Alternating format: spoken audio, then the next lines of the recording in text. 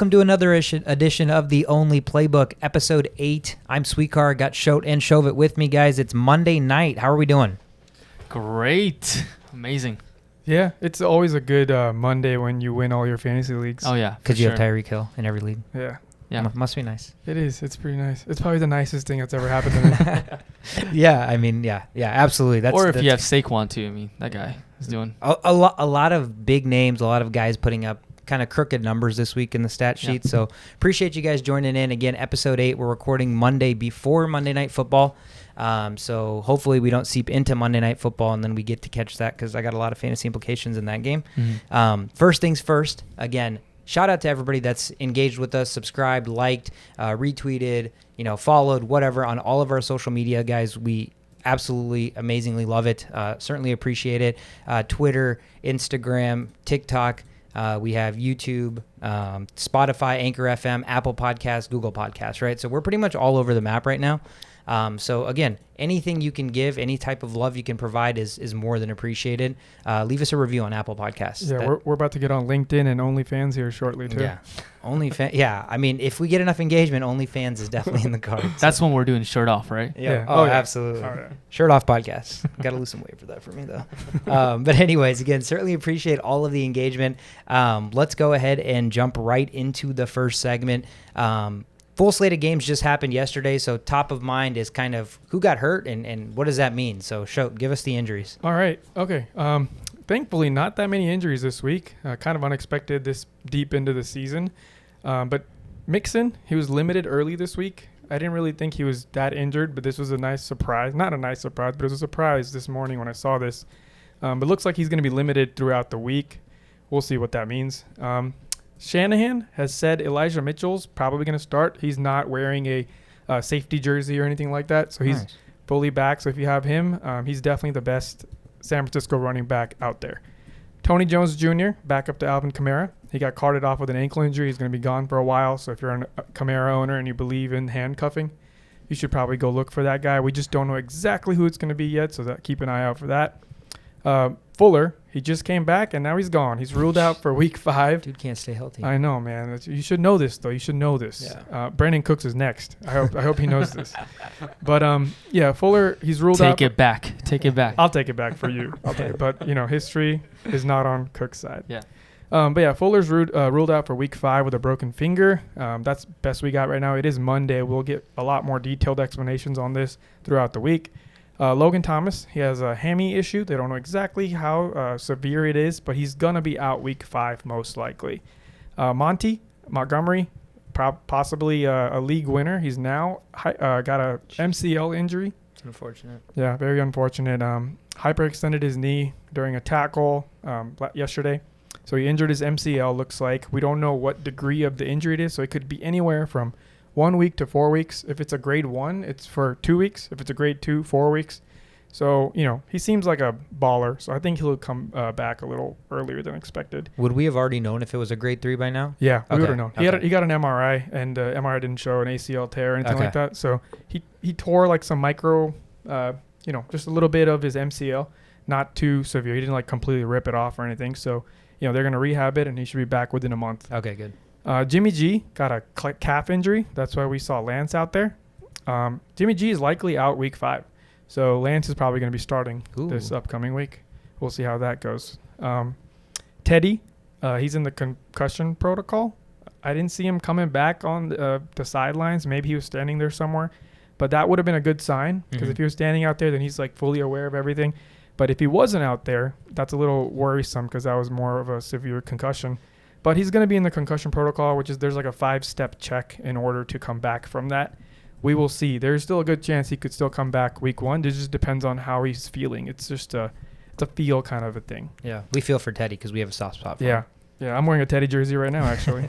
But yeah, that's about as detailed as we can get as far as the injuries go. Like we mentioned earlier, on social media, you will be getting all the up-to-date information, so stay tuned on that. Yeah. Another injury update that we just got, actually, Josh Jacobs is active. Yeah, so for he's tonight. playing tonight. Yeah, Nice. for tonight. When you guys listen to this, that's probably going to be gone. But yeah. Still exciting for me and you because we both have Josh Jacobs in different leagues. Yeah, that's right. And Peyton Barber just in case, but looks like I don't have to deploy that. Yeah, So nice. Josh Jacobs good to go. Yeah. So that's all we got for injuries this week for you guys. Again, it is Monday, so keep in mind that there's going to be a ton of injury updates that come through Twitter, most likely, as the week progresses, as we get more information.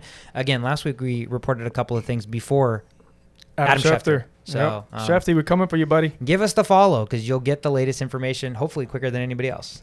So let's jump right into the first game. We're going to recap all the games that went on. A lot of action on the board. So the first game on the board we have is the Tennessee Titans. We're at the New York Jets. Jets coming in searching for their first victory, and the Titans were looking to go 3-1. But the Jets actually pull away surprisingly in overtime, 27-24. Jets win their first game of the season. Titans dropped to 2-2. Jets cover their +6 spread, and the over comes in at 44.5. Quick note, Chauvet's survivor pick was the Jets this week. Woo! Shout out to Chauvet for taking something that probably no one would have taken. So you got to be the ones. You got to be the ones. That's right. Shoshot's survivor pick was the Titans as he was on that heavy fade Jets train because why wouldn't you? And again, this game went right down to the wire in overtime. The Jets pulled us away. Talk to us. What did we see? Yeah, it looks like although they weren't able to stop Derrick Henry, I mean, he still had 33 attempts. Yeah, so that fact that we mentioned last week that didn't come true this time. Yeah, right. That's crazy. 157 yards and a touchdown. However, Tannehill just couldn't get it done through the air.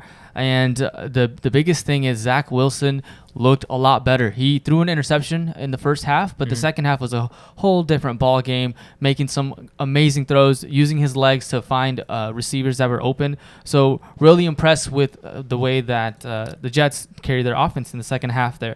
Corey Davis, 4 receptions, 111 yards, and a touchdown. Yeah, not a bad game. And Crowder came back this game, too. That's right. I think that's a huge factor because there was a bunch of rookies out there running around, not knowing what to do, dropping passes. Crowder coming back helps big time. Crowder's one of the most underrated receivers in the league. Yeah, he's a slot guy, right? All slot guys should be targeted in every league because you don't know. Like, if it's a PPR league, I don't care what team you play for. If you're a slot guy for any team, you're going to get some targets. Yeah. And 7 catches, 61 yards, and a touchdown. Yeah. So good play there for Crowder, and then good play for the Jets defense as well. They definitely contained their receivers like they should. So well done, Jets. Yeah. Anything else on the Titans side concern? I think the flow of this game more so for me was Tannehill couldn't get the ball downfield. It was literally like the J.D. McNichols show. It was Henry McNichols. And so they were getting in too many third and long situations, it looked like, to where you can't just continue to rely on the screen. But like we talked about last podcast, who's going to be the guys on the outside that can get separation and get open? And clearly there was nobody. Yeah. Right. So these are great signs for players like Julio and AJ if you have them on your fantasy team. If the Titans D is actually this bad, then I would try to trade for players like AJ Brown right now because you can buy him for pretty cheap. He hasn't played barely any games. He's been injured. So try to target AJ Brown in your league. You can get him for a great price, and especially those rookie players that are playing for the first time or whoever that doesn't understand what's actually going on here. You can easily take AJ Brown from them. Yeah. I agree. I piggyback on that. AJ Brown should be a buy low target for you. Yeah, with a tremendous amount of upside. Yeah, because again, if they're giving up 27 points to the Jets, then that defense is going to be in the hole in a lot of football games. Yeah.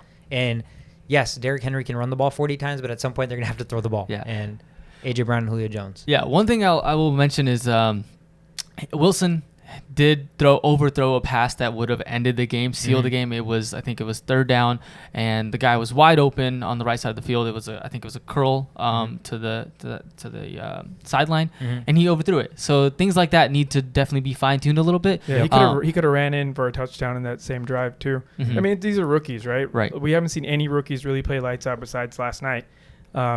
So there's a learning curve, and unfortunately, he's just. It sucks for him, but he plays for the Jets. There's a lot to learn here. He just has to stop turning the ball over, and I think he'll be fine. Yeah, across the board, you mentioned there was, again, a lot to like this week from Zach Wilson versus the first 3 weeks. And then across the board, I think rookie quarterbacks seem to have slightly had an upgrade in gameplay compared to what we've seen thus far. But we'll obviously touch on more of those. Again, the Jets take this one, earn their first victory of the year.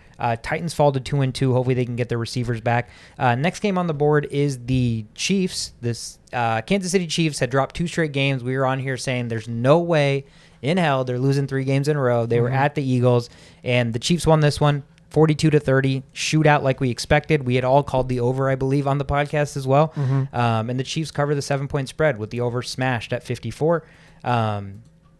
What happened here? Kansas City played like Kansas City. And the most interesting thing here is not even Tyreek Hill's big day, because that's kind of expected at this point. You see that every once in a while. It doesn't really surprise you, right? You're just like, that's just Tyreek doing Tyreek things. But Edwards-Helaire, he's back to being a startable running back. There's a lot of running backs out there that start for many teams that I still don't trust. And Edwards-Helaire was on that list. But I think I can safely deploy him as an RB2 or a flex with pretty much confidence, because he's getting a bulk of the carries. He's getting the only carries on that team. And, this is a team that's not as offensively that's not as a throwing first mentality as we expected. So they do like to run the ball. Right. We clearly seen that in multiple weeks now. So that makes Edwards-Helaire a viable start. Yeah, I agree. Tyreek Hill, great game. Edwards-Helaire, 14 carries, 102 yards. So definitely not what we're used to seeing with the Chiefs, but that's I guess the new Chiefs. But Patrick Mahomes still got 5 touchdowns. Yeah.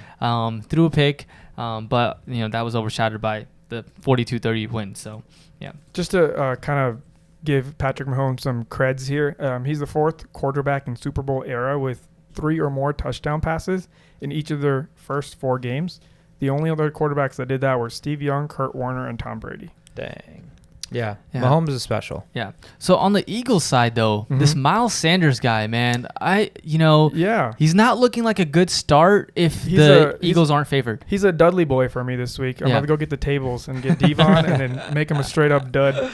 That was, again, when the Eagles' offense seems like it's rolling, you would expect Sanders to be somewhat involved, and he just really isn't. No. Yeah. Is that a product of they're just trying to get Hurts as many, situational touches as possible? Like, this is how you're going to get better is reps. And Sanders is kind of the guy that, takes the fault of that or, whatever. But I don't know, because it does seem like they have the ball in Hurts' hands 95% of the time. Almost every time. Yeah. This is a unique offense because no other team in the league plays like this.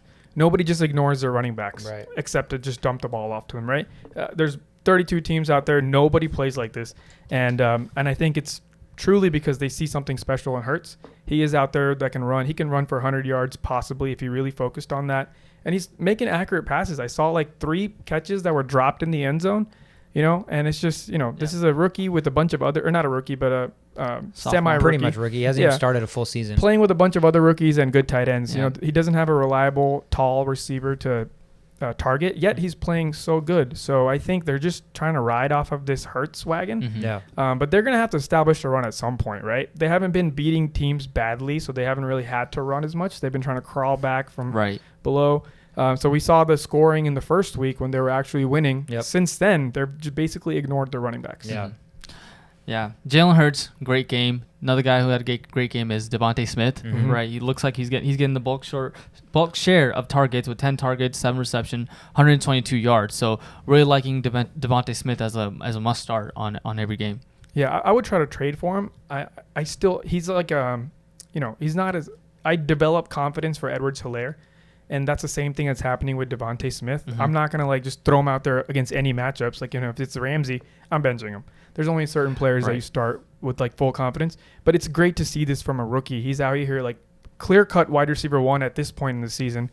So, these are players that nobody else expects to be number 1 this early. So you kind of want to target players like this. Yeah, absolutely. My only other thing to that is Eagles, so far, their 2 best offensive games were against the Falcons and a Chiefs defense that's absolutely horrible. Mm-hmm. So I want to see production against better defenses. But so far, again, Hurts, amazing fantasy start. Devontae Smith, clear-cut the number 1 receiver there that he trusts the most. So encouraging for young players, obviously. Chiefs still take this one, though, right? Chiefs, again, couldn't lose 3 in a row. Came out, statement. We expected the shootout. Mm-hmm. And Chiefs are now going to be at home, and they're hosting the Bills next week. So that's going to be a big game there. That's going to be a fun game. Eagles actually are going to travel to take on Carolina. So should be another tough test. That's a better defense. So we'll see kind of what goes there.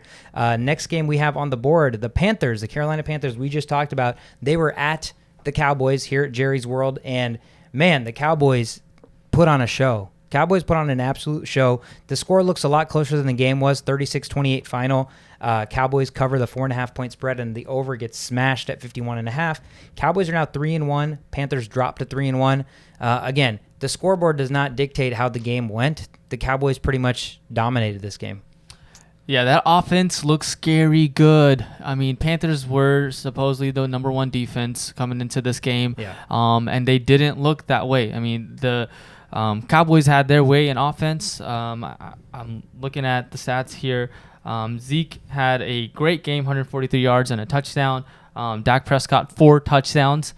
So Cowboys offense, the real deal, in my opinion. Kind of like how Derrick Henry gets hotter as the game goes on. In the fourth quarter, he starts dominating.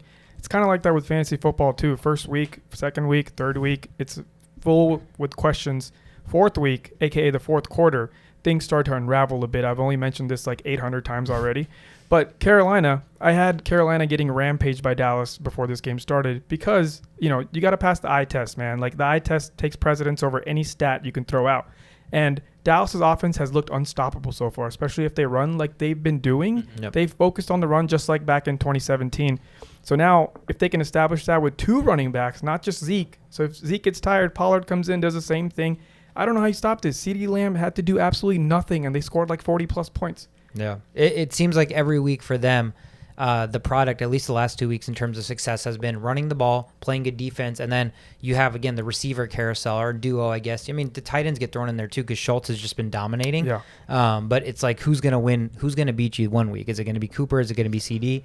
But the one thing I want to kind of go on record saying is I was already kind of done with Ezekiel Elliott. I was like, that we've already seen the best of Zeke, and I was definitely wrong because as far as what we've seen the last 2 weeks, it seems like I don't know if he's just getting healthier. The offense is getting in the flow of their offense and kind of what they can maximize and do. But Zeke right now has, again, obviously for temporarily shut the door on Pollard because Pollard we've seen eye test. That dude is scary on the field, right? And for him to get his touches slightly limited every week here, that Zeke has slowly started to get better.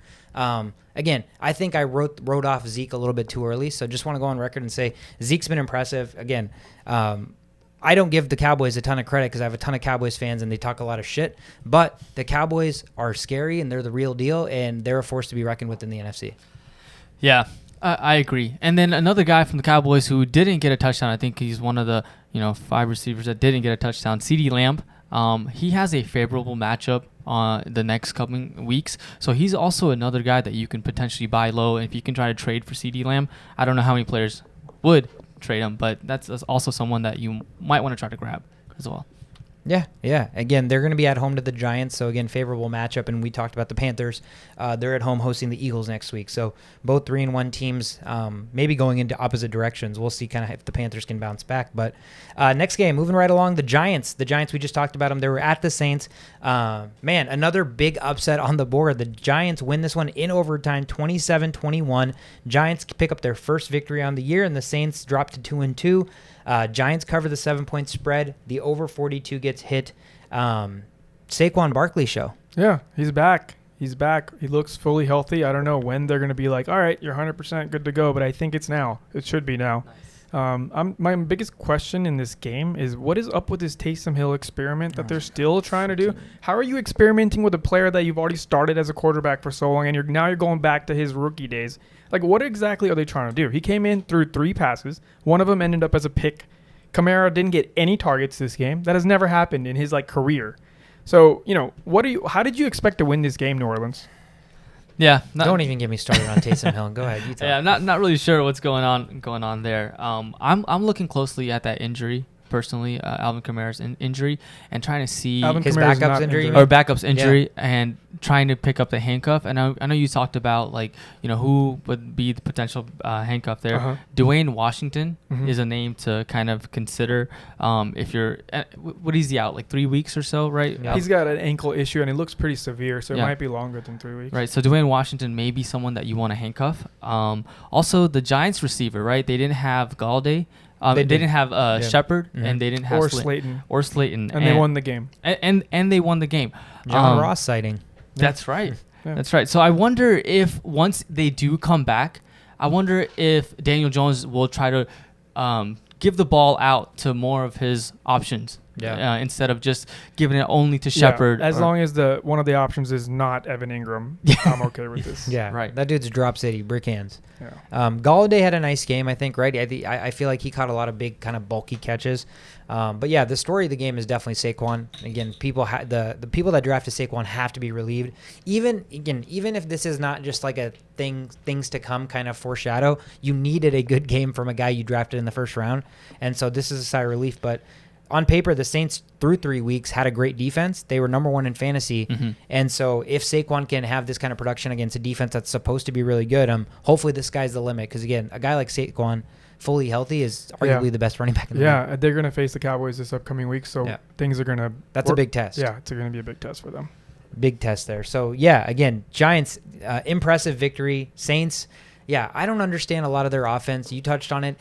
The best player on their offense, unquestionably, is Alvin Kamara, right? Alvin Kamara is the best player on their offense right now. And so he's made a living catching the ball out of the backfield. Yes. That's how the Saints want to, I don't know, but that's how Drew Brees and the Saints have been successful for the last decade almost.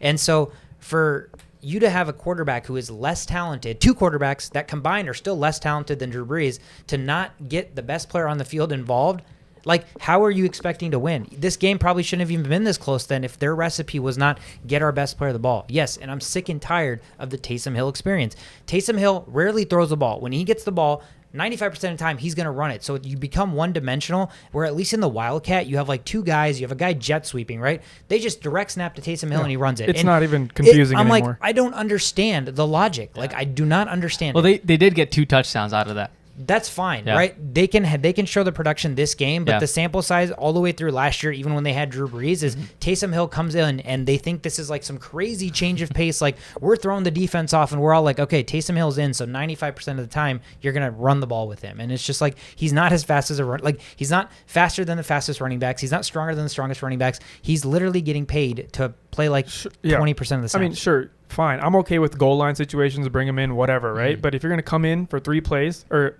throw 3 passes and one of them's a pick, that's just not acceptable by any means at all. I don't think any quarterback is going to want to be like, hey, is going to be told, hey, you're only going to make seldom amount of passes, because quarterbacks are built on rhythm, getting enough throws, repetition, and getting into the flow of the game. So if he's making 1 pass every like 20 plays, like how are you putting him in a position to succeed? Right. So it's just all disarray, and it's like, dude, Sean Payton, you're a guru. Like, figure this shit out.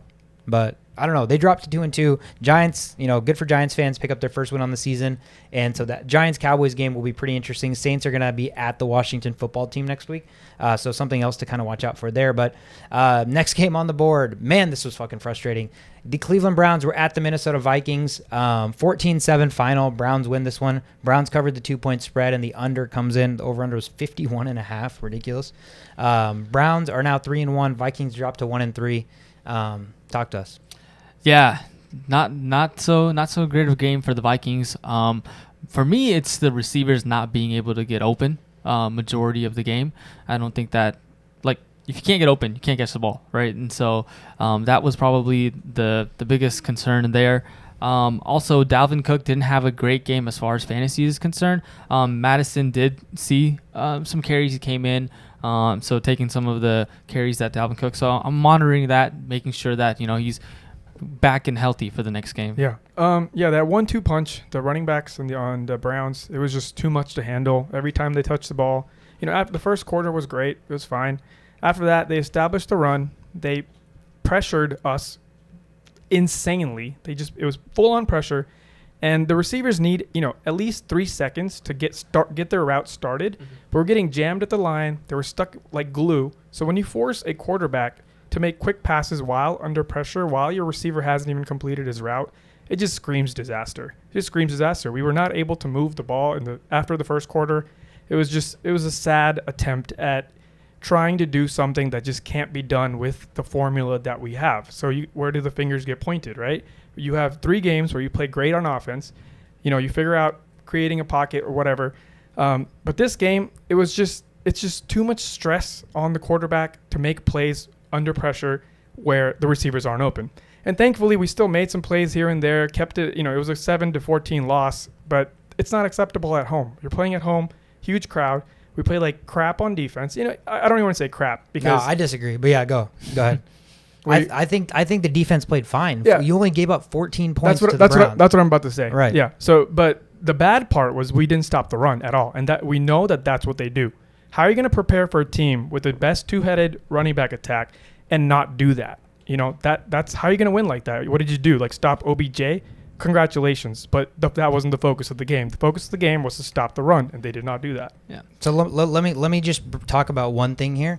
So these are how every single drive between both teams went, okay? So Vikings, first drive, touchdown, whoop, 7-0, right? Browns, turnover on downs. They went for it on fourth down, didn't get it. We have the ball. We're up 7-0 early on. 3 plays, 1 yard. So 3-and-out punt. Browns, 3-and-out punt. So we get the ball back again, up 7-0. Can't put any more points on the board. We go 30 yards down the field, and we go for it on fourth down, don't get it. Situation where we could have kicked a long field goal. We wanted to be aggressive, whatever. I don't fault that.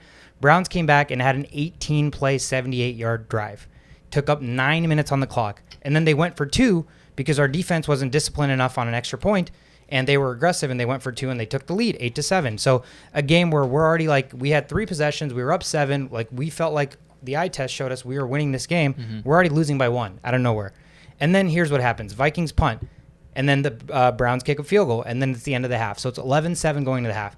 Here's where it gets frustrating. Second half. Browns got the ball, punted, 3-and-out. So our defense did fine, 3-and-out. Vikings got the ball, 3-and-out, punted it right back. Browns got the ball, got 2 first downs, punted it right back to the Vikings. Vikings got the ball, 3 plays, no yards, punted it right back.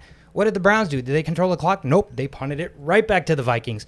We got 5 possessions in the fucking second half, and 3 out of the 5 went three and out. So, like, I don't understand as a coaching staff, you're in a game against a team that's supposed to be better than you, that if you beat, like, you're the real deal. The whole game is a 1-possession game. We're never out of it the entire game, right?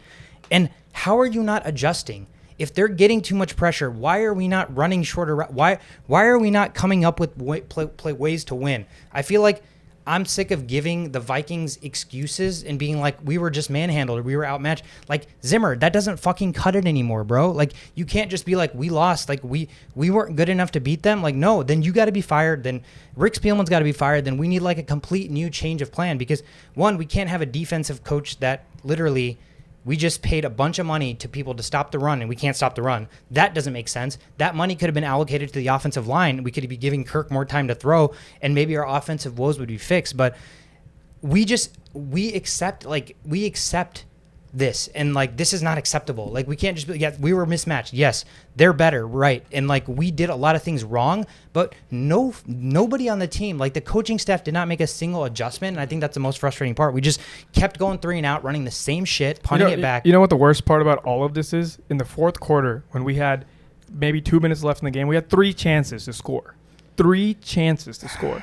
And what we did? We ran the fucking ball. Dude, we ran the ball with like 1 timeout, and we were like 80 yards past the touchdown, and we kept running the ball. At that point, like, we were literally screaming, like, best case scenario for this game is we're going to try to go down and tie the game. There was like over 3 minutes left. We're down by a touchdown. We could easily have like shown a sense of urgency, scored, and then even played defense and gotten the ball back. But no, we're just so okay with like, let's try to tie. Like, it's just, the mindset is fucking horrible top down. I think, like, if we beat the Lions, whoop-de-fucking-do, don't care. But if we lose to the Lions, if we lose to Detroit, there's no reason why Zimmer should not be on the hot seat, borderline fired. Yeah, and that's true. And especially because the matchup for the receivers against the Lions is a lot more favorable. Oh yeah, it's gonna be a high shooting game. The Vikings have a very good favorable matchups for their receivers.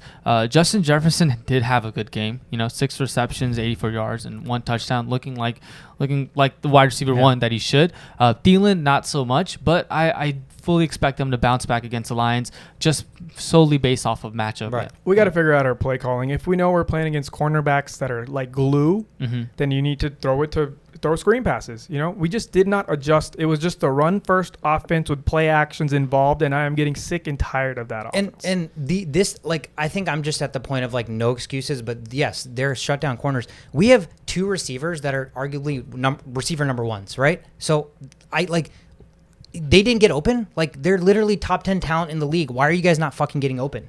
Like, they didn't have two number one corners there. KJ Osborne has emerged as a third receiver that can get open against nickel corners. Are you telling me all three of their cornerbacks covering those guys are 1, 2, and 3? Yeah, so the problem with that is what actually happened is that they eventually got open, but you have time. The time we had to throw was maybe less than 2 seconds, maybe around 2 seconds. So I don't care how open you are, you got to get open within those 2 seconds, and that's where the problem lies. Yeah. Play calling then. Yeah, I'm just so frustrated with that because now I'm just right back down to the Vikings. Like, there's literally we can win next week 55-0, and I don't give a shit. Yeah, it's not gonna matter. I don't give a shit. So it's okay. It is what it is. Vikings drop that. Browns are 3-1. Win an ugly game, but nonetheless get the dub. Browns are going to be at the Chargers next week, so Chargers will probably romp the shit out of them, and then the Vikings are at home to the Lions, who they'll probably beat 55-0. So that's how that cookie crumbles, unfortunately. But the Lions we just talked about, they were at the Bears this week, divisional game. Bears win this one 24-14 final. Bears are up to 2-2 now. Lions dropped to 0-4, still looking for their first win. Bears covered the 3-point spread, and the under hits at 41. We talked about rookie quarterbacks early. Zach Wilson had a improved game. What did you guys think of Justin Fields? Justin Fields looked pretty good, I think. I mean, he didn't really have to do much. Yeah, he's playing against the worst defense Detroit's ever had in their lifetime. So, I mean, if you don't play well against that, then you might want to go back on the bench. Yeah, more than Justin Fields, David Montgomery, right? 23 carries, 106 yards, 2 touchdowns, 8 avoided tackles. You got to be feeling pretty good if you got. You know who's not feeling good? Hurt. You know who's not feeling good? Montgomery, because he got hurt.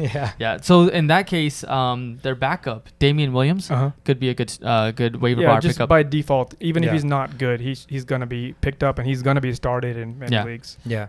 And then Darnell Mooney, also 5 receptions, 125 yards. So that dude's fast and athletic, like kind of an under the radar guy. He's dropped a few passes in the end zone, which is very disappointing. But yeah, he's got some skill. Yeah, I feel like on a better team, like he could be a wide receiver number 2, like pretty solidified. But yeah, again, Fields didn't have to do too much, but Fields made some really nice throws. He showed off his arm, he showed off his accuracy, and he showed off his legs. But again, it doesn't take a lot to beat the Lions. So still encouraging because anywhere from last week was encouraging because last week was piss poor. So hopefully we'll see some, progression going at the Raiders next week. But on the Lions side, I mean, like Jared Goff is, I was listening to Pro Football Focus, his passing grade week 1 through 4, it's like 65, 64, 65, 66. So he's literally the definition of mediocrity.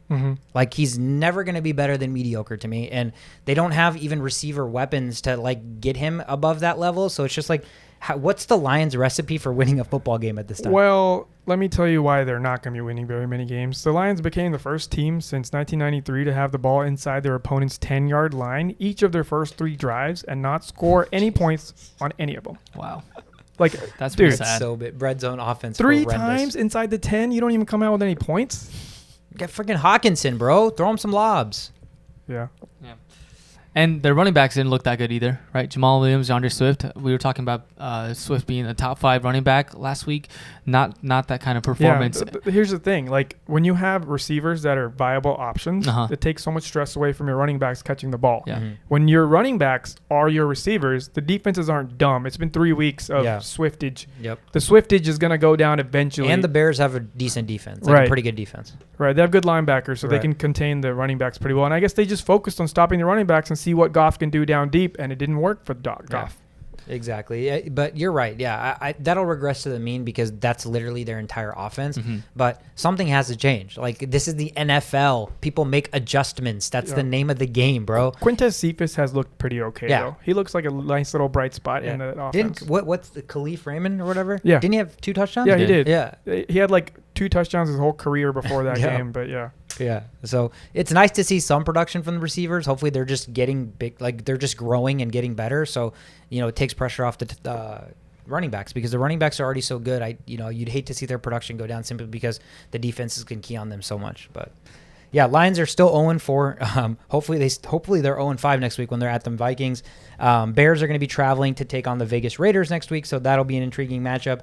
But the Texans, the 1-2 Texans, were at the 2-1 Buffalo Bills, and this was a straight freaking ass whooping, bro. Yeah, that was a worst loss in Houston's history, franchise history. Wow. Largest point differential. Bills win 40-0, cover the 17-point spread. and the under comes in, but the under was 47, and the Bills dropped 40, but the Texans couldn't score at all. Damn. So the under hits. I took the easy cop-out answer and had the Bills as my survivor pick, so that was a quick, easy 4-0 there. But, yeah, I mean, this game literally on paper went exactly like what we expected and exactly what happened. Yeah, for sure.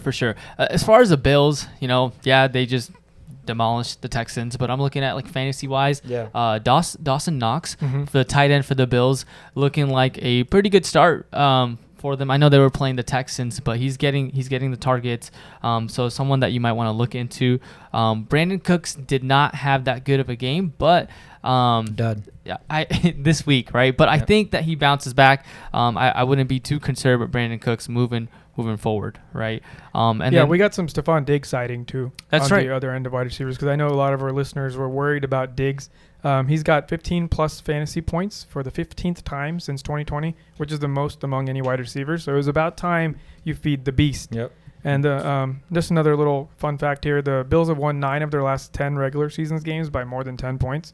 No other team has more than 6 games like that in that span. So they're out here just rampaging teams. They're doing what needs to be done against the shitty teams. They're not making it close. They're not looking. There's no upsets with the Bills against shitty teams. And they take care of business. I was even surprised when Trubisky was brought in, because they're so used to just running it up people's butts all the time. Not actually running, but running the score up. So I was like, wow, even the Bills know how to bring their back up when they're winning by so much, because I'm just so used to them just destroying opponents. God, you got to be frustrated if you're a Josh Allen holder, right? Like if you're starting Josh Allen, you see the guy like Trubisky coming in with a touchdown late in the game. Like what? Yeah, I mean, you also understand it because he's literally the franchise quarterback, the future of that franchise. They're not going to do anything to this is true. Put him in bad situations. But the running backs, the Texans are so bad that they even let the Bills running backs be, somewhat relevant this game. Singletary had 79 yards on 14 touches. Moss 61 yards and a touchdown. It takes games like this for those guys to be valid. Exactly. Otherwise, you're banking on like a 72-yard run, which they have done that. But don't expect the running backs to do this. Don't go out there trading for Singletary, and don't get swindled into starting Moss if you don't have to, because these are just smoke screens. Don't be afraid, because the Bills will not always beat people 40-0. Yeah. It's just not sustainable. It could happen, but the history tells me that it's not going to happen every week. I almost wonder if Zach Moss is going to take Devin Singletary's role as the 3-down running back. He ran more routes than Singletary did this week. They both had 14 carries. But they were also winning against a shitty team. So by a lot. The backup you would expect to play more, right? Typically, if they're up by a lot. So I personally don't see that, because we were waiting for that last year with Zach Moss, and it never happened. And Moss fumbled, and he showed why he's not right. He shouldn't have that job unless he got exponentially better. But the Bills are just showing that they can beat you every which way, right? Those 4 touchdowns by Moss in the last 2 games, that's just a product of situational football. Right. Yeah. So don't go diving into that Moss stock. Yeah. And Dawson Knox, again, he's got 8 targets. He had 2 touchdowns. Now he had touchdown last week, I believe, as well. So whether he's getting volume or not, the fact that Allen looks for him in the red zone with the tight end position so scarce. Like if someone's getting 10 touchdowns in a season or something like that, they become fantasy relevant. So something to watch out for. And again, Cole Beasley has been the guy that's been getting so many targets, and he only had 2 targets, 2 catches for 16 yards. It's Emmanuel Sanders and Cole Beasley switching that role. Yeah, exactly. And so I feel like every week we might see something different with this team. This is the ultimate recipe for winning games and winning the Super Bowl. They're doing everything perfectly. And I think, as a Vikings fan, I'm just drooling at this offense. Oh my God. I know. Bills moved to 3-1. They're going to have that big game next week at Kansas City, so that'll be exciting. Texans dropped to 0-3, and they're going to host the Pats next week. So a couple games there to watch out for. The Indianapolis Colts were at the Miami Dolphins. Colts were 0-3 coming into this game. Miami was 1-2. Colts looking for their first victory, and they actually do pick it up, 27-17. Colts win by 10, cover the 2.5-point dog spread, and the over under was 41.5. The over hits with 44 total points. Colts finally get their first win on the board. I think you said it last week. You're like, I expect the Colts to win this one. Yeah, Brissett revenge game didn't really play out the way it was supposed to. Brissett has no personality, so I don't even think he cares about revenge. Yeah, but I mean, Colts did what they were blueprinted to do this offseason. They were expected to run the ball heavy, control the clock, and play good defense. And against a poor team like the Miami Dolphins, a recipe like that is always a win. So, this was a pretty easy call on my end. Gaskin experiment's probably over. Yeah. I agree. In what situation do you see yourself starting Gaskin? If you can't beat a Colts team that's not, they're not top tier team. Nope. They're just they get the job done on the ground. Yep. And if Gaskin can't do anything in a game like this, it wasn't a blowout. It was a pretty close game for a while. And if you can't use your, best weapon on the running end, when is he ever going to be? It's almost like they don't see him as a best weapon, given the amount of carries that Malcolm Brown. 8 carries and Gaskin 2. No, he's just. What is it? There's something that they're seeing that's holding them back from unleashing Gaskin that I feel like a lot of us are like, wait, he was good. Like, why is he not getting the time? I don't know. There must be something, right? I mean, that's why the Dolphins are so bad. Yeah, that's true. They're also really bad. So maybe they need to free Gaskin, trade that boy. They had 35 rushing yards total. Yeah, just not going to get it done. And again, Brissett's not he's not Mahomes where you can just afford to barely run the ball and will be successful, right? And he's just very mediocre. Dolphins not allowed to be excited about. Colts at least pick up their first win, so that's nice. And they moved to 1-3. They're going to be at the Ravens next week on Monday Night Football, so that's going to be a tough test for the Colts. Dolphins, again, nothing really to look up to because they're at the Tampa Bay Bucs next week. So God bless them. Yeah, that's going to be tough for both those games or both those teams. So it should be an interesting next week. But the Washington football team were at the Atlanta Falcons. Washington came in 1-2. The Falcons were also 1-2. Washington wins a high-scoring affair here, 34-30 final. Falcons dropped to 1-3, and now Washington's 2-2. Washington covers their spread. They were favored by 1.5, and the over just gets smashed. It was 47.5. But a lot of offense. Matt Ryan was a viable start this week.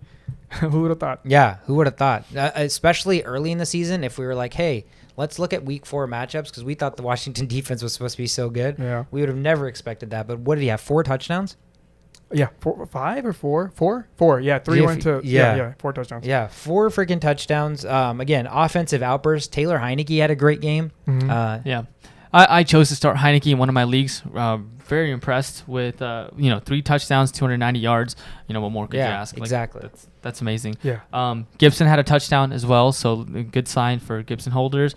Cordero Patterson, 3 touchdowns, which is insane. Dude's a unicorn, man. We've been saying it. He's a freaking unicorn. Get him the ball. Yeah. Although Mike Davis did see more carries and more passing routes.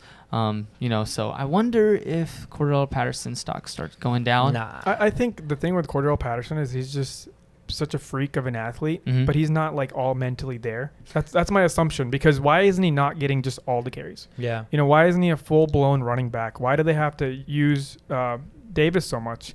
And it makes me wonder, how long is this going to last? Because this production is insane from somebody that got 6 touches, like 12 touches, 11 touches? How many touches? I don't know. But yeah, it's crazy. He's catching touchdown passes on a fade route in the back of the end zone. That is not when he was with the Vikings, we threw him screen passes. We ran the ball with Cordell Patterson. We used him as a switch army knife and never looked deep because he couldn't do that. And now he's catching like one-handed snags at the goal line. He's going fade routes. He's running the ball. How do you stop this man? Yeah, I think the beauty in Cordero Patterson is he's at his best because when he can give 100%, he's at his best, right? Because he's a freak athlete. So you have to limit his use, but also be methodical with it. Kind of like Taysom Hill? No. Fuck Taysom Hill. But Cordero Patterson, to me, is exactly that, right? He's not consistent enough to run you 50 routes a game and be on 50 snaps, but the plays that are designed for him are like there's a high probability of success, and it's perfect for him because it puts him in the best position to utilize his best strengths. And so, even if Davis gets the bulk share, even if he runs more routes, I don't know that Patterson is somebody that I would ever feel confident putting in my starting lineup for fantasy, but it also wouldn't surprise me if because of touchdowns every other week and stuff, he ends up actually putting together a really nice fantasy season. Yeah. Something else to monitor is McLaurin. He had 13 targets, 2 touchdowns, great game, but Curtis Samuel was activated. So I wonder if Curtis Samuel will have any sort of relevancy in the future. I think he will be relevant. Yeah. But it will not be in the expense of Terry McLaurin. Terry McLaurin's a top 7 wide receiver in the league. I would put him over DK. Like, I've been having this argument with all my friends, like, since DK came into the league. I put Terry McLaurin over him any day of the week. Yep. It's just a sure, reliable target. I don't think they would deviate away from that. Curtis Samuel is a pretty good athlete too. He runs the ball well. I hope he doesn't do that because I have a lot of Gibson targets, and Gibson's already getting vultured left and right. So, but yeah, I think Curtis Samuel will help out Taylor Heineke. And we'll see where this Washington offense really, when it really starts getting hot, we'll see what actually happens. Yeah, as a Terry McLaurin owner, pretty excited. Also have DK Metcalf, so I got both those guys. But I agree. Terry McLaurin has hands. He's got speed. He's got route running. The dude seems like if he was on a team, if he was on like the Patriots if he was on the Bucs or if he was on the Chiefs or something, that dude's looking to put up like 1,500 yards. Yeah. Oh yeah. So here's some things we need to touch real quick. The Falcons are actually leading at a halftime. They're actually 5-6 when leading at halftime since 2020. So it means nothing. It's a coin toss if they're up. Right. It's sad because there's a team like the Rams who are undefeated after leading at halftime, and these guys have leads and they're giving them away. Yep. Also, Matt Ryan has been sacked in 32 straight games now. That's the 4th longest streak in Atlanta history. And the best stat out of all of this is that the Falcons' run defense still hasn't allowed a 100-yard rusher since 2019. Wow. That's huge. It's either one way or the other, right? Mm-hmm. Either they got a really good run-stopping defense or their pass defense is just so bad that nobody has to run anymore. I'm going to bet a lot of money that streak that bad. No, I was going to say I'm going to bet a lot of money that streak continues next week. Because they're playing the Jets.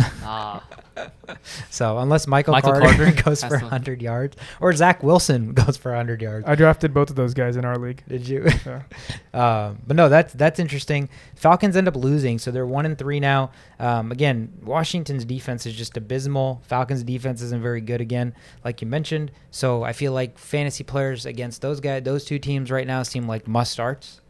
Every position you have. Essentially. For sure. So again, Falcons are traveling, or they're at home to the Jets, so that'll be an interesting game to see who can pick up a victory. And the football team are at home to the Saints, so another 2-2 team that they're going to be battling next week.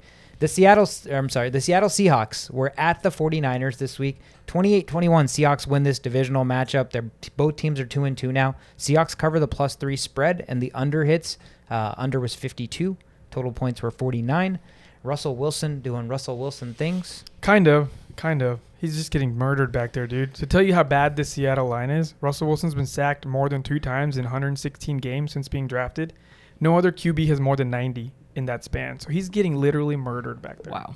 And he's a scrambling quarterback. So it's like that tells you everything you know about how bad this line is. Yeah, so here's my one assessment of that. Yes, the line is awful, and Russell Wilson's a mobile quarterback, right? Russell Wilson, again, like most special quarterbacks, has a habit of like running backwards or scrambling, trying to make something happen because there's 70% of the league in terms of quarterbacks that don't even have a chance at those plays. So the fact that you have a quarterback that does is insane, right?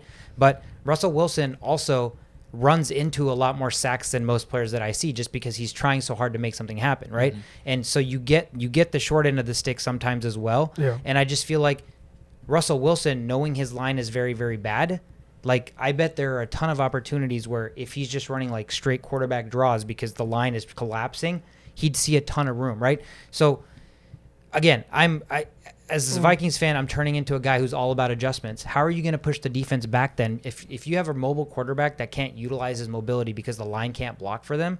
One has to give, right? So the offense has to adjust so that they have one way to operate. Otherwise, if they're stopping both, then he's not like the way you're making it sound. He's not doing well. But the fact of the matter is he's doing phenomenal. This is probably one of his best starts to a career he's ever had. So he's adjusting. And I think there's only certain players that can do these things and still succeed. Like you would think that he's getting into more sacks because of this running around business. But the plus side of this is so much more important than the one sack is that they get a lot of their touchdowns from plays like this too. So the points on the board, I guess, is what he values more than that possible sack. Sure. Yeah. Yeah. We don't live in an alternate reality is what we found out, right? That's like as far as we know. As far as we know, because Russell Wilson is not going to lose 3 games in a row. So good showing for the Seahawks. On the 49ers side, Garoppolo got hurt. And Trey Lance came in, 2 touchdowns. Mm-hmm. So that's got to be – this is what I'm sure all 49ers fans have been waiting for. Like, unfortunately, like for Trey Lance to get in there and show what he can do and, 2 touchdowns. So that's got to be – it's got to be exciting there. Another thing is Elijah Mitchell missed, second straight game, and Trey Sermon came in. and who looks pretty impressive. 19 carries, 89 yards. So maybe you want to hold on to Trey Sermon for a little bit longer, even when Elijah Mitchell comes back as well. When Elijah Mitchell comes back, Elijah Mitchell's probably going to be a full-blown starter. So? But because of the injury history, which is very recent, he could easily get hurt again. So, yeah, definitely hold on to Sermon. You might not play him, but you got to hold on to players like that. Yep. Yeah, I agree. George Kittle had a really scary play where I thought he was insanely hurt, but he ended up playing the rest of the game, but he was so limpy and gimpy that I'm just like, dude, yes, you're a badass and you want to play through injuries and stuff, but you're so important to that team. Get some freaking rest, because at that point it just seemed like he wasn't as mobile, wasn't able to really get open, and after he got that big hit, I think he maybe caught one pass after that or two max. So I don't know what to kind of make of that offense. Deebo Samuel still doing Deebo Samuel things where he catches a deep bomb and like I mentioned, the Eagles offense is so unique. This offense is also very unique in their own way. The Niners actually have had 9 drives. They're the only team in the NFL to score a touchdown in each of their red zone drives this season. But the thing is, that's limited to 9. Yeah. So they're not getting there. So they have to get there, yeah. Mm-hmm. But when they get there, it's a touchdown. It's not a field goal. It's not an incompletion or whatever on 4th down. They've been scoring a touchdown on each of their red zone drives. Yeah, good thing for Kittle is, 4 catches for 40 yards. However, 11 targets, which was the second most on the team after Deebo Samuel. So with Trey Lance at the quarterback position, you may expect Kittle to get more targets. I don't know, man. I think I'm on the other end of that spectrum. Yeah. Just watching mobile quarterbacks like to run a lot more. That takes away a lot of the passing options. You might get the deep bomb from broken plays are huge with scrambling quarterbacks. But Garoppolo is I don't know, man. This is a tough call because I'm not completely in on Trey Lance yet, because he's clearly not in on himself either. You could see he's just running after every play. He's not sitting there and throwing the ball. So I think this is going to be like a Justin Fields situation. They're very similar. They play very similar as well. So I don't expect him to throw 40 passes and have a completion percentage of 77. I think it's going to be on the poorer end of the completion percentage, and I think that's going to affect the receivers a little bit. But just Kittle being Kittle, all he needs is 5 targets to score 2 touchdowns. Right. Just got to get to that red zone. Yeah, you got to get to the red zone with this team. Yeah, Deebo Samuel, again, had 8 catches, 156 yards, 2 touchdowns, so he's become a fantasy monster.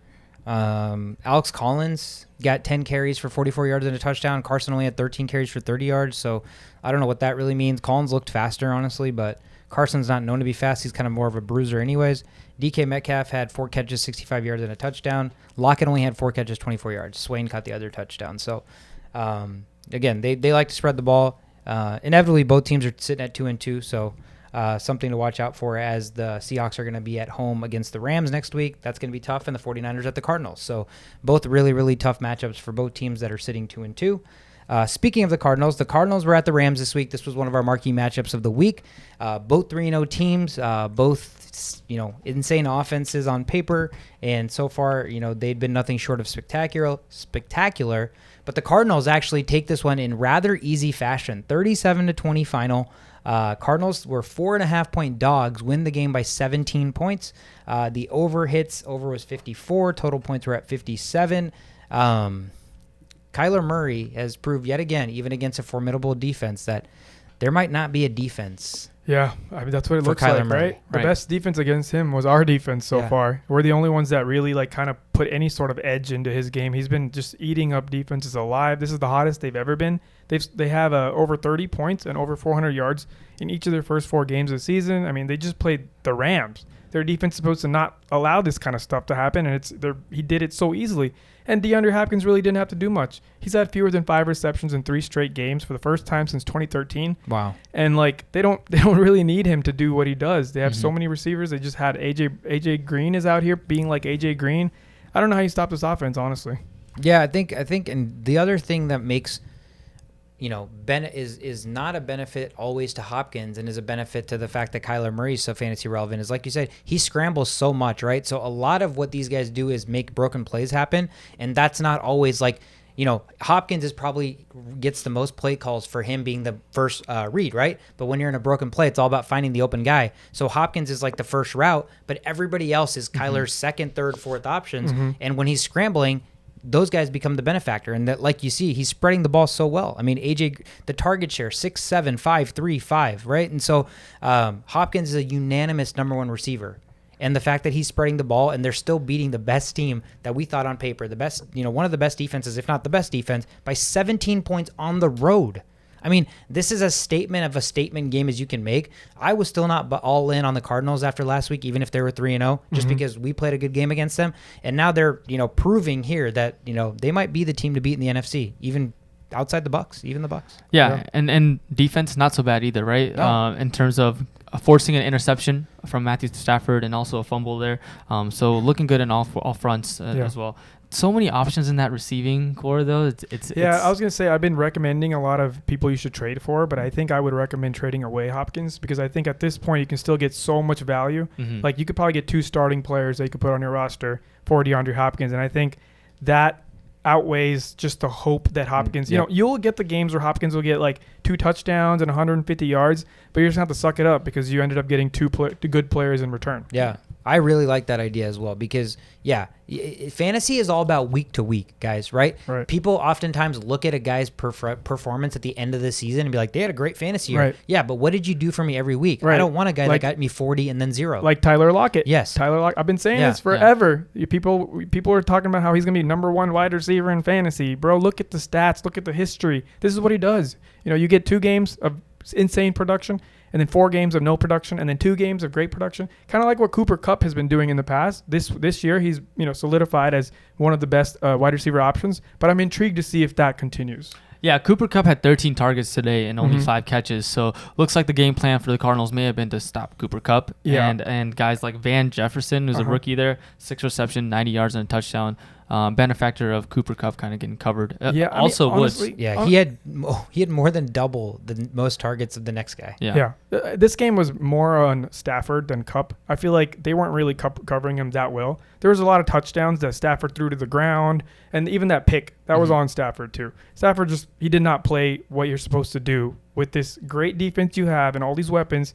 You did not maximize this in order to beat a team like the Cardinals. Yeah, I agree. I think this game, you expect more out of Stafford, noticing the weapons that he has, and it's a big game. Like, this is one of the biggest games you've played so far. You probably never played a big game in your life with the Lions, right? So this is one of the biggest games you probably ever played in your career, essentially, outside of maybe the playoffs the Lions made, and you come up and you lay kind of a dud. And it's early, right? Adjustments, everything. It'll be interesting to see if Stafford maintains that same level or if against big teams, this is what we're going to get from Matthew Stafford because he's used to being on the Lions. Well, they did beat the Bucs last week. Yeah, so, right. Yeah. But I mean, the Bucs also, we'll talk about it in a little bit, but yeah. But no, either way, Cardinals were insanely impressive. Again, Edmonds, 12 carries, 120 yards on the ground. Connor only had 18 carries, but only 50 yards, but had 2 touchdowns. So, fantasy-wise, pick your poison there. Max Williams had 5 catches, 66 yards, and a touchdown. So, another random tight end that, people look at. But A.J. Green, like you said, had 5 catches, 67 yards, and the touchdown. And so, again, spreading the ball, spread the love, spread the wealth. Kyler Murray, getting it done on the ground as well, 6 for 39. He can beat you every which way right now. And I think the formula is for Kyler is as long as he doesn't ever have to force anything unless he does. So if he doesn't force anything, I just don't understand how you stop him. There is no formula. There's no formula for Kyler Murray, and there's no formula against Kyler Murray because of the differences in what happens during each play. Just no play goes the way they plan it to go. He's literally just so fast. Like, he just outruns every time you think a defender or like the linemen have a lane or an angle on him. His feet are moving like freaking Darren Sproles. There's no way a 300-pound guy cannot chase a toddler down like that. Like a toddler on roids. Yeah, it's like literally us trying to chase Prime Goody back in the day. Oh God. But like, dude, that's what it feels like. Is like he's just literally just swiveling and maneuvering away from all these guys, and nobody can catch him. And the game is like so slow for him because he's so fast. Right. And the minute the game is slowed down for you and you have that talent, like, you become unstoppable. Yeah, you literally become unstoppable. And right now, Kyler Murray is literally unstoppable. Yeah, he's MVP right now. Yep. As of right now. Give him the MVP 4 weeks in. Yep. Absolutely agreed. Cardinals, again, are going to be at home against the 49ers next week. Could be Trey Lance, so that'll be interesting. And the Rams are going to be at the Seahawks. So another divisional matchup there. Next game on the board, Chauvette, your Steelers. Your Steelers were at Lambeau visiting the Green Bay Packers. Packers win this one 27-17. Packers are now 3-1. Steelers dropped to 1-3. Packers cover their 6.5-point spread, and the under hits. Over-under was 45.5. Total score was 44. Talk to me about your Steelers. Yeah, it's just the same story, different week, right? Offensive line. Exactly. So, as it's far like 4 weeks in, and our coaching staff that knows the offensive line is so bad just doesn't make adjustments. Man, we're pretty much in the same position there. Yeah, like fire all of them.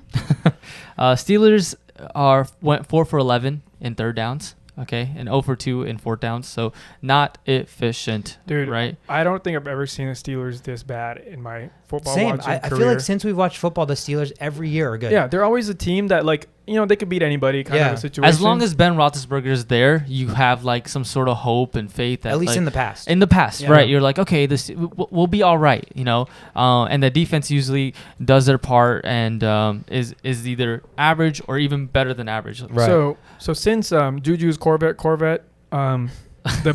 Big Ben has lost 6 of his 8 starts after starting 11-0. It's not completely his fault. He's been sacked more than 2 times in 4 straight games. But the fact is, it is his fault when he makes all those passes that he does. Everybody's getting pressured. Like we said, we're out here in Minnesota getting pressured like there's no tomorrow as well. But at least the interceptions and like the throws don't look bad. At least And Big Ben's throws just look atrocious. Yeah, like at times. Again, yeah, I know you have a soft spot for him, bro, but like he is at the point in his career where the Big Ben that's going to be a Hall of Famer is not even close to the Big Ben that's on the field right now. No. And again, we hate Mason Rudolph. You and I said Mason Rudolph is not a starting caliber quarterback in this league, and Mason Rudolph would put a better product on the field right now than Big Ben. I absolutely believe that. Yeah, I think anybody would. It's just unfortunate. Just listen to this, okay? You got a bad offensive line that can't protect, and you got a quarterback that could break into he could fracture 30 bones and can't move. What is the recipe there? You can't. What is the recipe? He can't move. Yeah, the offensive lineman is got to get better. That's what it boils down to. Yeah, but the thing is, you see how that's a common theme everywhere? Yeah. That's the most important position in football. Left tackle and a right tackle, in my eyes, are the most important positions. And you're not going to get those guys every year. It's not that they don't just come and go. No. So, like, good offensive lines take you to the Super Bowl. No team that goes to Super Bowl has shitty offensive line. It just doesn't work that way. Well, we used the first round pick on, Harris. So, like, obviously, we're not going to. It's expected at this time when you have almost all of your guys coming in fresh and they're all new guys. Yeah, they're all new guys with the offensive line. Right. So at this point, you're just accepting the fact that the Steelers this year aren't going to do anything? Well, look at the division, right? The Bengals look good. The Browns look good. 4 games in. You're 25% into a season. Yeah. I mean, obviously, you're not going to – you still want to win. Right. So I mean, is this a Super Bowl winning team? No. It's still so early is what I'm saying. Is like, why are we accepting who we are 4 weeks into a 17-week season where the Giants, who win 3 games in a row, sneak into the wild card spot and win the Super Bowl? Like, this is an NFL season. Every week, the worst team can beat the best team. Right. Anything is possible, right? 100%. Again, we can't just expect the offensive line to get better if they're all shit. We know that as Vikings fans. If they're bad, they're bad. Like, they can't get better. So you have to do different. You have to change it up. You have to change something. You can't just put the same product on the field. And with the Steelers, even the Vikings have had their ups and downs, but the Steelers are putting the same product on the field. Big Ben can't run. Like, Big Ben's not going to adjust the way he plays. And if the offensive line can't block, then we're accepting that every single Steelers game we watch, it's going to be the same shit, different day. Yeah, I mean, that's where Matt Canada has to do something and honestly bring up different schemes and things like that. And we've yet to see that so far. If you guys don't fix something on the offensive line, there's absolutely no way you're going to win this division or make the playoffs. There's 3 teams. There's no way Big Ben's going to stay healthy for a full season. Yeah. I think he's going to get hurt if this is the same product that's put on 17 weeks. I literally think he's going to get hurt. Yeah. He's going to have some kind of career-ending injury. And the shitty thing for the Steelers is they've already adapted to that by throwing slants and like drag routes, but it's not enough. It's clearly not enough. Yeah. And Big Ben is not even accurately throwing those slants and drag routes, is my point. Like, so we can fault the offensive line all we want. If they're making quick throws, Big Ben has to be accurate with a 3-yard slant or a 5-yard in. Right. And if he can't, if he's putting it behind the guy, which we've seen because we've watched every single game this year, we've seen, like, something has to give. Right. Some bright sides, though. Mr. Brightsides. Deontay Johnson is Mr. Brightside on that offense. He's got over 10 targets for the 13th time since 2020, which is the most in such games in the NFL.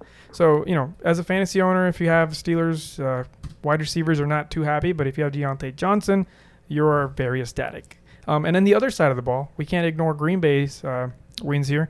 I found something of concern here. I don't know if it's just the product of them winning most of the game, which is probably what it is. But A.J. Dillon and Aaron Jones split the carries, 15 carries each. And Dillon outperformed Jones almost double.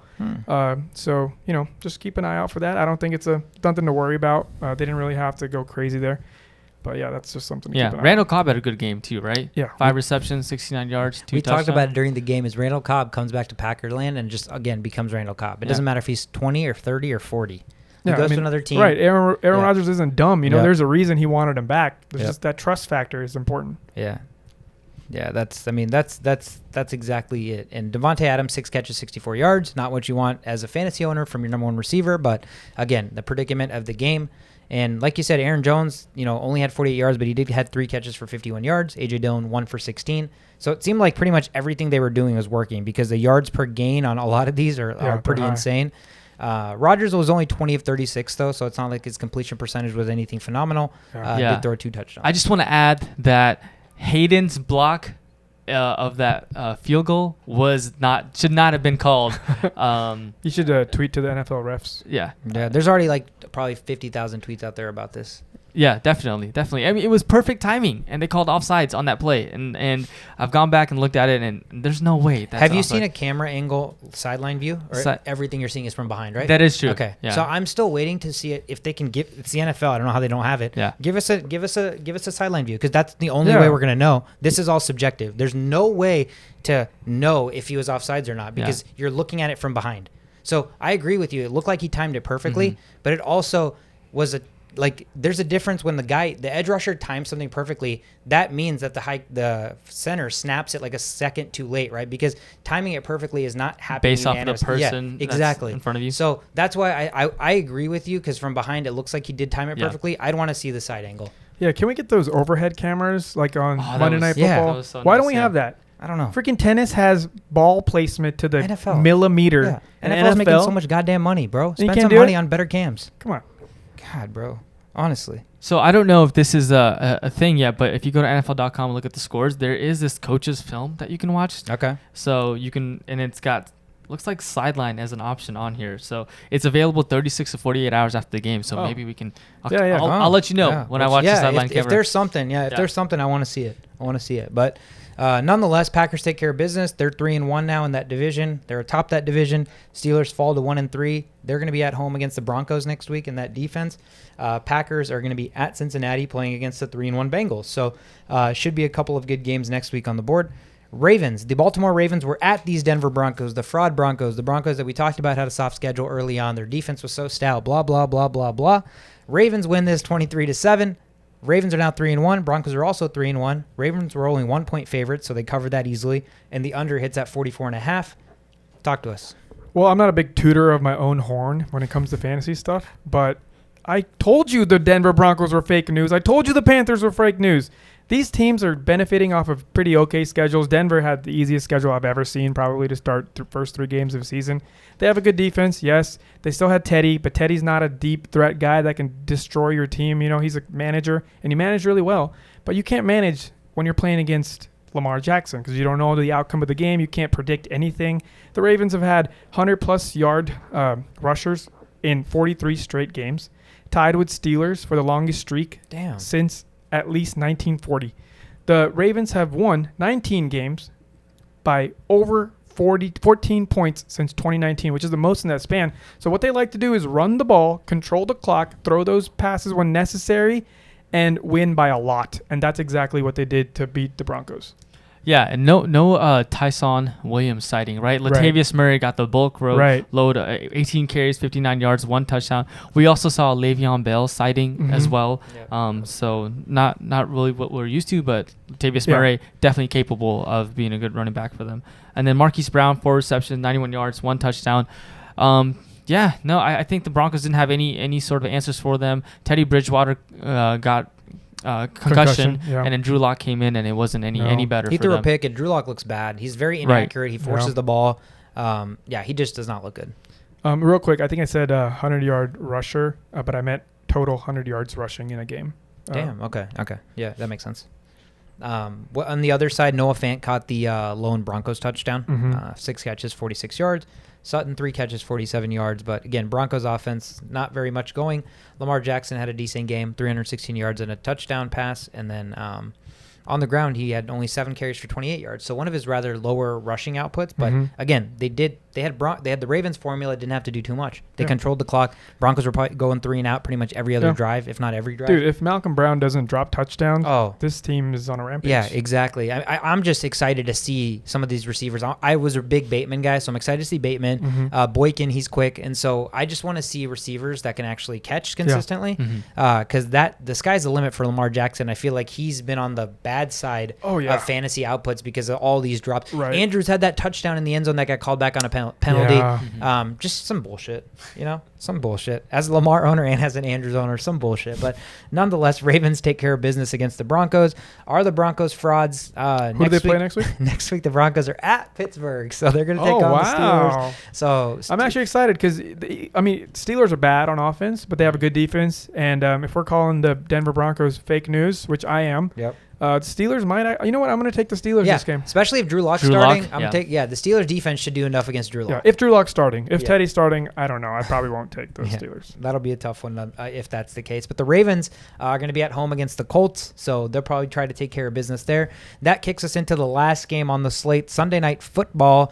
The Tampa Bay Bucs were at the New England Patriots. Tom Brady's return to Foxborough, the biggest storyline since sliced bread, almost. And so, not personally, expected more, but it was more of a product of the weather. Yeah. Bucs end up winning this 19-17. Pats cover the plus 7-point spread, and the under hits at 49.5. Not as much excitement, I think, just from like maybe production, big plays, stuff like that, just because of the rainy weather. But shit, it was raining fucking hard. Yeah, it was. Clearly, these NFL caliber wide receivers were dropping passes left and right.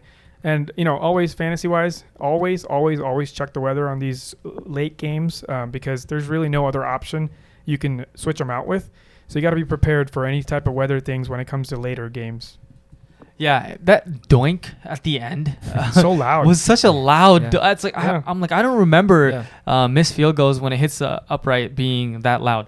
But Tom Brady, not a great game again. Belichick had a good game plan for him in the rain, and the drop passes. Sorry, maybe he would have had a good game actually if it hadn't rained. But again, Belichick didn't make it easy for him. Right, right. I was hoping the Patriots pulled through in that one. Yeah. Mac Jones had a good game. He looked accurate. I think he held his own. I mean, if we're being honest, Mac Jones might have played a better game than Tom Brady on paper. Yeah, he did. And the other thing was, you mentioned the doink. They're literally a doink away from taking the lead with like a minute left. Yeah. But 2 things on that, right? Timeout? So, was there a timeout left? Yeah. So what I'm not understanding is it was like 4th and 3. It's raining. It's been raining all fucking game. That's clearly been a factor, right?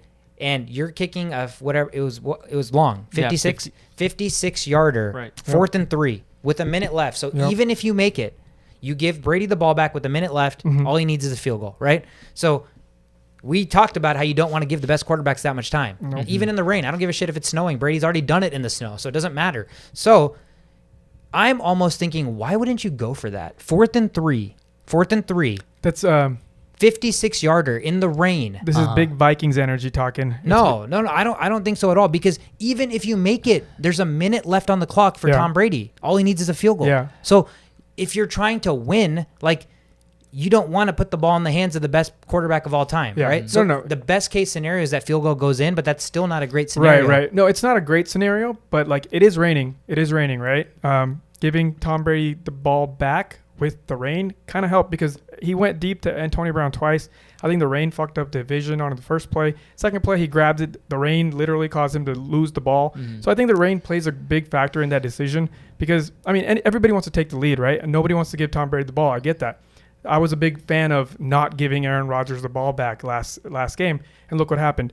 They gave him the ball back and he scored touchdown 1. But there was no rain involved. It was a pretty, it was a great night. I think the rain played a huge role in that decision. Okay, so let me ask you this.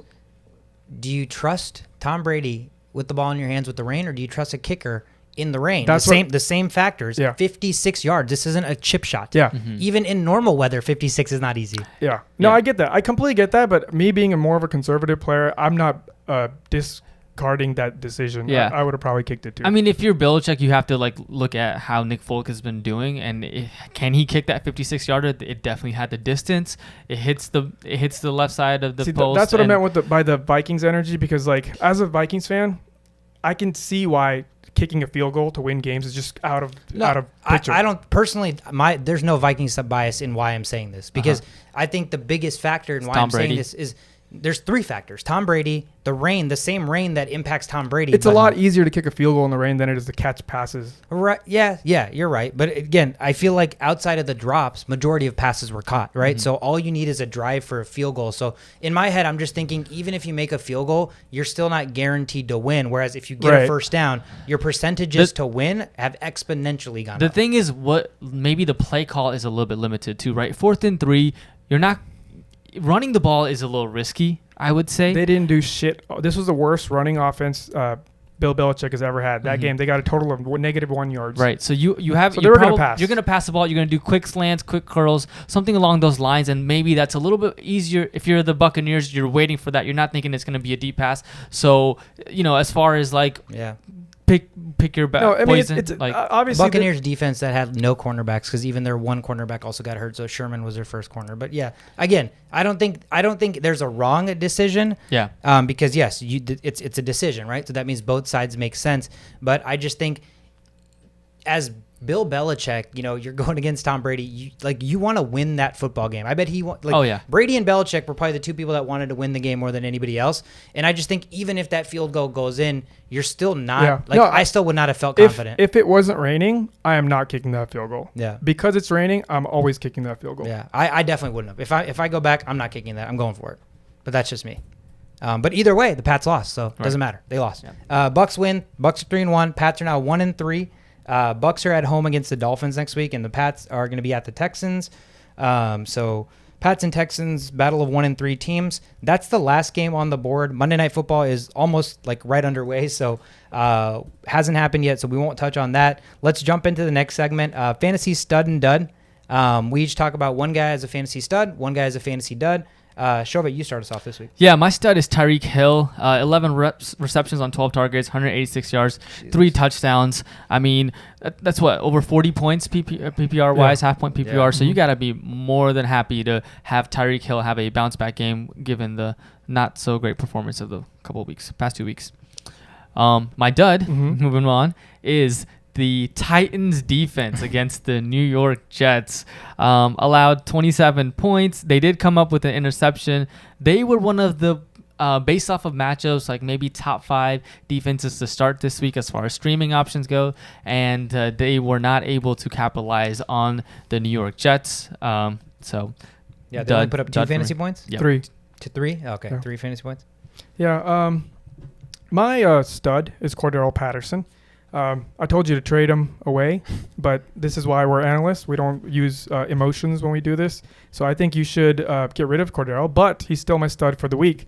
He had 6 rushes and 5 receptions, and he ended up with 3 touchdowns and a shitload of fantasy points. That is the definition of a stud. When, there's players like Tyreek Hill, I drafted him early in my first round in all my leagues because I expected results like this.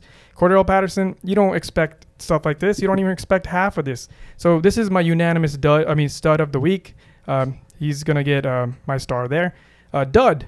So this could probably be a year-long dud for me. I might just use him for every dud category for the rest of the season. But Miles Sanders is my dud. 7 rushes, 13 yards. He caught 3 of 3 passes for 34 yards, but you expect so much more from your RB1/2. And I think he's the mayor of Dud City now. Especially with the games that the Eagles put up points and Sanders still does nothing. Yeah, that's concerning. Yeah, late in the game, they don't use him at all. It's just Gainwell late in the game, and they're always coming from behind. So I'm expecting the Eagles to get a little better, and I think they'll start running the ball more, and then Miles Sanders is a home run hitter, so that's basically all I'm waiting for at this point. Yeah, my fantasy stud, DJ Moore. DJ Moore had 27.9 points, 4 straight weeks now with 12-plus points in an offense with tons of question marks. Sam Darnold coming into the season was a huge question mark. And primarily an offense that's primarily revolved around CMC. So whether CMC's in, whether he's not, whether the quarterback has question marks, whether he has 3 weeks under his belt, DJ Moore has proved week in and week out that he is a must start. and literally as consistent as they come. And he's matchup proof at this point. So DJ Moore, fantasy stud. Fantasy dud, the Saints defense, much like your Titans defense. I think the Saints were the number 1 ranked fantasy defense coming into this week, and they were playing the Giants, who are absolutely bad on offense, at least coming into this week, and that was not the case. The Saints defense had -3 fantasy points. They allowed 27 points. They had 1 interception, 485 yards of total offense allowed. Daniel Jones threw for 402 yards against your defense. What the flying fuck? Like, explain that to me, Danny Dimes. So 402 yards given up to Danny Dimes. You are absolutely a dud, Saints. I picked you up. I started you. Number 1 defense, my ass. So shame. You're my dud of the week. And that actually wraps up this week's episode with week 4 in the books. We have one more game again that's about to kick off here any second now. Chargers and Raiders should be a great game. Thank you all for joining in. We are the only playbook. We are your one-stop shop for all things football related. Thank you so much. We'll see you next time.